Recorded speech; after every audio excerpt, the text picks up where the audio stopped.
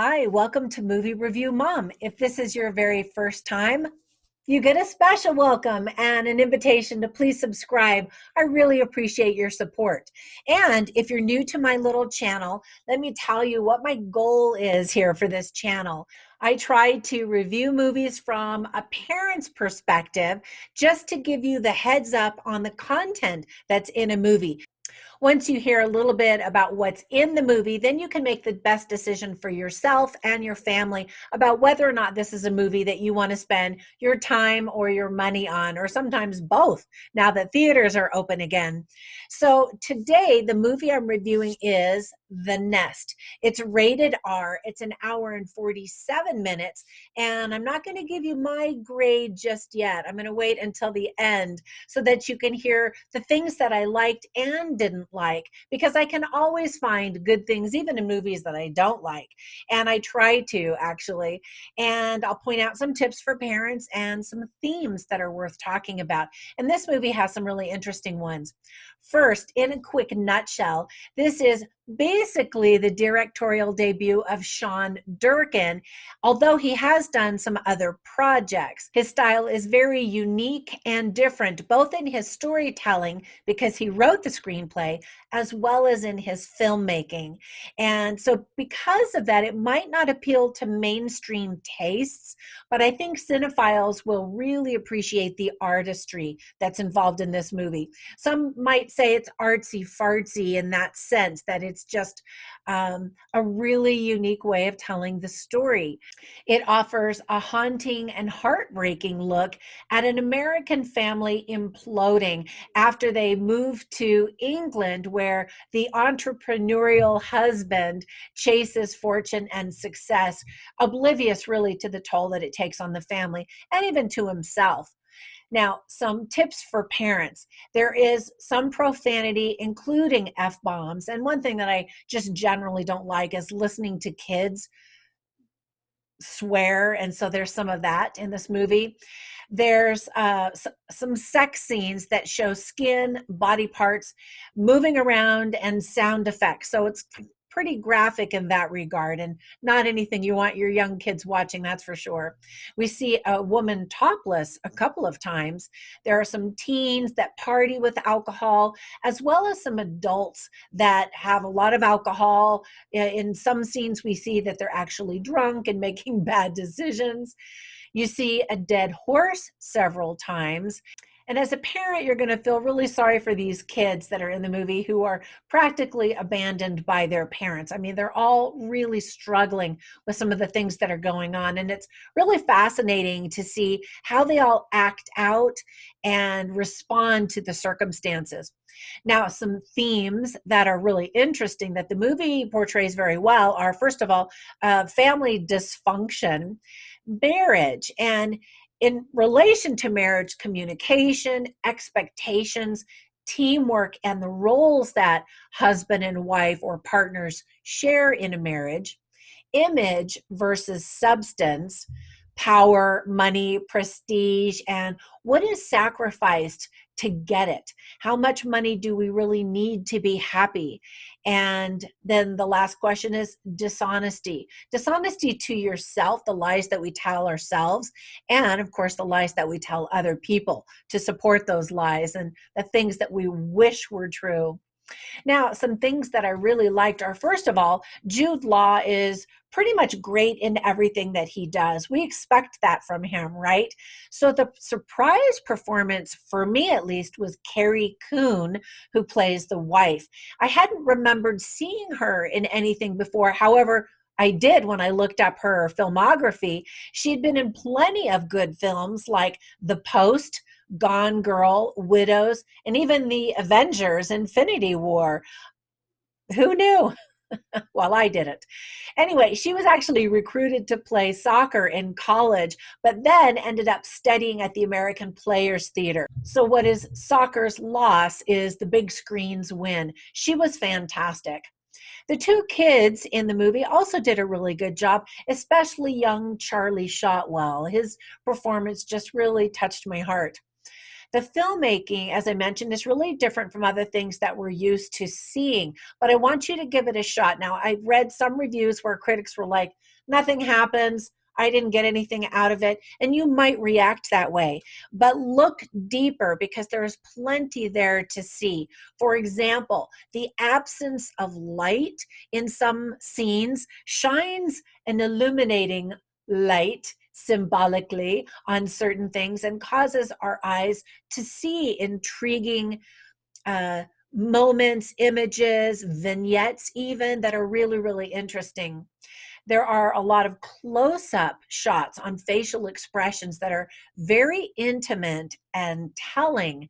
I heard one critic say, when their life closes in on them, so does the camera. And I thought that was really well said. Good point. Because you'll see there's like a scene and people are talking, and then all of a sudden somebody says something, and the camera just goes zoom into a particular person's face. And you're like, wow. And it's really great and fascinating to watch. You can see that inner conversation that's happening inside that person. And like I said, the acting is really, really great.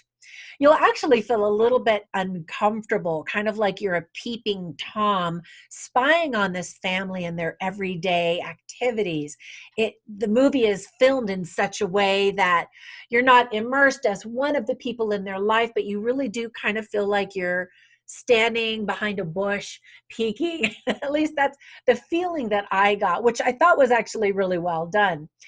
There's this funny moment, really the one and only funny moment for me was the husband and wife are in a restaurant and she's just kind of, you know, I don't know, being very bold and dramatic. And the waiter brings, this bottle of wine. She picks it up, swigs it, and goes, yeah, it's fine. We'll take this one. And the husband is just horrified because it's this fine dining establishment. And so it's really interesting to watch the development of this marriage unfold and the attitudes that the two take, again, with themselves and with each other as they're both grasping for happiness and meaning. And I think that unfolding of the relationship is really fascinating and also very well done. A sad scene that's done really well is when Rory goes to visit his mother, and it's been many, many years. And the conversation is just heartbreaking and, again, very well done. And look at the lighting in that scene as well. The story does this great job of contrasting a wife who's relatively down to earth. She loves horses. She's willing to just scoop manure and get down and dirty. Whereas the husband goes to great lengths to appear successful and wealthy, and of course assumes his wife is on the same page. And so there's some kind of interesting moments where they're clearly not on the same page. And the story takes place somewhere in the 80s, right around the time where business was just booming but headed for a crash. You know how everybody was really caught up in acquiring stuff for show and to one up the Joneses, kind of an attitude. And that definitely is where we are in this movie. It's really fascinating to react how the different family members react to the feeling of being trapped in their life situation. And I mentioned that a little bit earlier, and it gives pause for the audience to reflect on how are you reacting to your current life situations. Now, we're still in the middle of this pandemic. Are you just moaning and groaning and complaining and whining about, when are things going to get back to normal? Or are you appreciating this very unique time in your life and taking advantage of perhaps more time spent with loved ones, family, kids, that kind of thing, taking it as an opportunity to develop your new talents and habits and rediscovering who you really want to be and how you're spending your life. Anyway, I thought that was very timely for this movie to come out now. Now, there are some things that I didn't like. First of all, there's this element of the movie that sort of suggests that there's something paranormal occurring in this English manor where this family moves to. And it's not a horror movie, although the trailer kind of alludes to that as well. Some critics are calling it a horror of sorts. Really, the most horrifying thing is watching this family just crumble under the pressure and under the strain of bad choices. And it's definitely not a traditional horror film. So I think I would just put it in the category of a drama, intense drama. Some viewers, as I mentioned, will complain that it's very slow moving and that nothing happens. This is definitely not a feel-good movie, but it's more of a cautionary tale, and I hope viewers will accept it and view it as such. There will be feminists who will probably protest that this alpha husband is the one who's in charge of the family and the finances, and he's always saying, I'll take care of it, or it's my decision. And other people tell the wife as well, oh, it's his decision. He's doing what he thinks is best. And she steps back to really let him take the lead. And there's no real teamwork in the marriage, which, of course, is one of the great flaws of this. And in fact, he does talk about my money rather than I'm earning money for all of us. And in fact, there is an interesting conversation where he says, I'm doing this all for us. And the wife's like, seriously? Look at this and this and this. And all of these choices, those were for you and to stroke your ego. And anyway, I don't want to spoil a whole lot of the conversations that they have, but it's really interesting to listen to their banter and to hear the pain in their voice. Some people will get really confused by a few scenes. For example, there's a scene where a horse has been buried, and then later you see it, and the grave is much more shallow than before. And so there are several interpretations. I'm not going to give you any spoilers, but just know that there are several interpretations, and ask yourself what could have happened. What would be what logically could have happened to have created this different scene, and see if you come to the same conclusions that I did. I know I'm being super vague.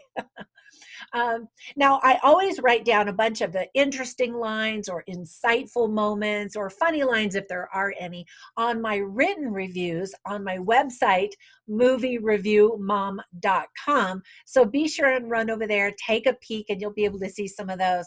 And then I always like to recommend movies that are similar.